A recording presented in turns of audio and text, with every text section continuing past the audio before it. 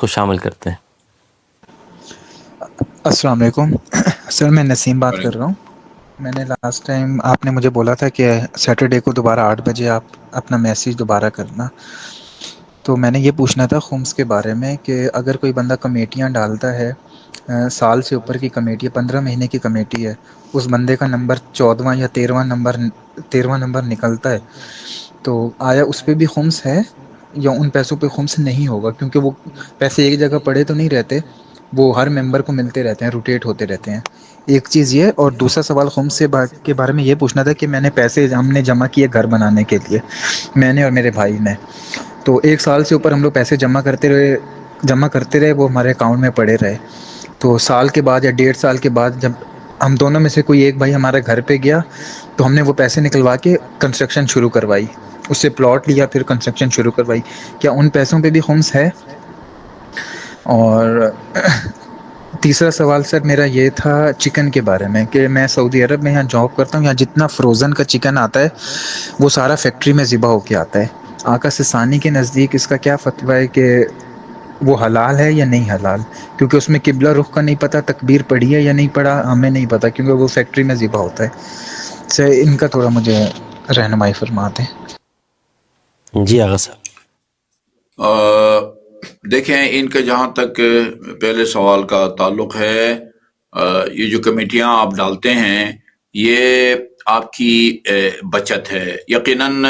آپ نے خمس کی کوئی ڈیٹ جو ہے نا وہ معین کی ہوگی، جتنی آپ کمیٹیاں ڈالتے ہیں وہ خمس کی ڈیٹ میں وہ کمیٹیوں کے پیسے جتنے بھی بنیں گے، وہ سال گزرا ہو یا نہ گزرا ہو، اب وہ جو پیسہ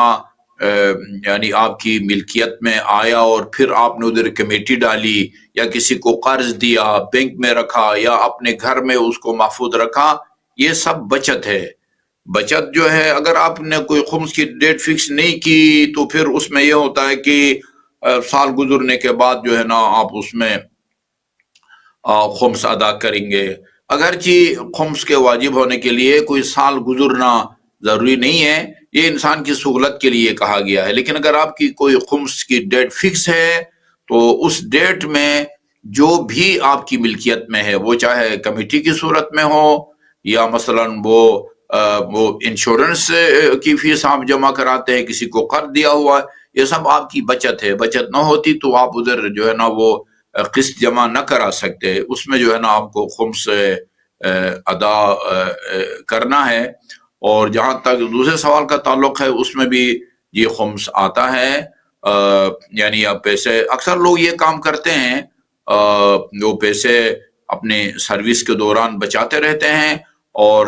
پھر ریٹائرمنٹ کے بعد جو ہے وہ مکان کی تعمیر شروع کر دیتے ہیں، تو یہ بھی جو ہے نا وہ بچت کے زمرے میں آتا ہے۔ بہتر یہ ہے کہ انسان جو ہے نا جو جیسی آمدنی ہوتی ہے اس کا خمس نکالے اور پھر جو ہے نا وہ اس کو رکھے، یقیناً اس میں برکت ہوتی ہے۔ یہ فرمان ہے معصوم کا، برکت ہوتی ہے۔ برکت کا مطلب یہ ہوتا ہے کہ اس کی بہترین مثال جو ہے وہ